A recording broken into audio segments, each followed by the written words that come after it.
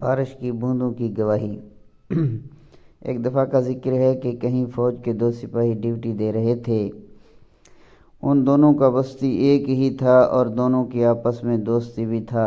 ایک دن اتفاق سے بارش شروع ہو گئی۔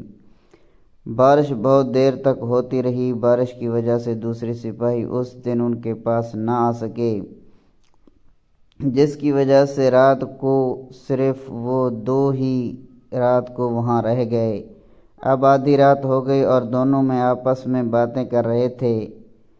ان باتوں میں ان میں سے ایک نے دوسرے کو کہا کہ اگر میں تم کو قتل کر دوں تو کیسے پتہ چلے گا کہ قاتل میں ہوں؟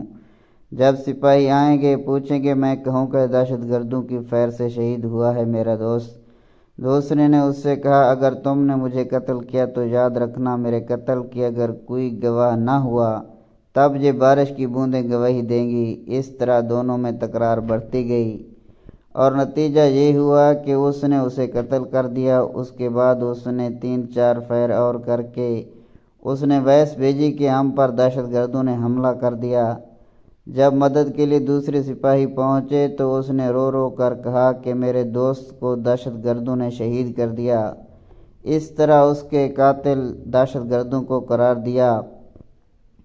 قتل چھپ گیا۔ قاتل نے اپنا سروس مکمل کیا اور ریٹائرمنٹ ہو کر گھر آ گیا۔ کئی سال گزر گئے۔ ایک دن بارش ہو رہی تھی تو قاتل اپنی بیوی سے بولا، میرا دوست جو شہید ہوا تھا اس کو تم جانتے تھے؟ اس کی بیوی نے کہا، ہاں۔ قاتل نے کہا، میں آپ کو ایک بات بتاؤں گی، اگر تم کسی کو نہیں بتاؤ گی تو؟ اس کی بیوی نے کہا کہ میں کسی کو نہیں بتاؤں گی۔ قاتل نے اپنی بیوی پھر قاتل بولا کہ میں نے اپنے دوست کو قتل کیا، پتہ ہے کیوں کیا؟ ایک دن ایسا ہی بارش ہو رہا تھا جیسے آج۔ میرے اور میرے دوست کے درمیان تکرار شروع ہو گئی۔ دوست کہتا تھا میرے قتل کی گواہی بارش کی یہ بوندیں دے گی۔ میرا دوست لیکن کئی سال گزر گئے، اب تک تو بارش کی بوندوں نے گواہی نہیں دی۔ میرے دوست اتنا بے وقوف تھا، اسے یہ بھی نہ معلوم ہے کہ بارش کی بوندیں کیسے گواہی دے سکتی ہیں۔ پھر ایسا ہوا، ایک دن اس کی بیوی سے یہ بات کسی کے سامنے نکل گئی۔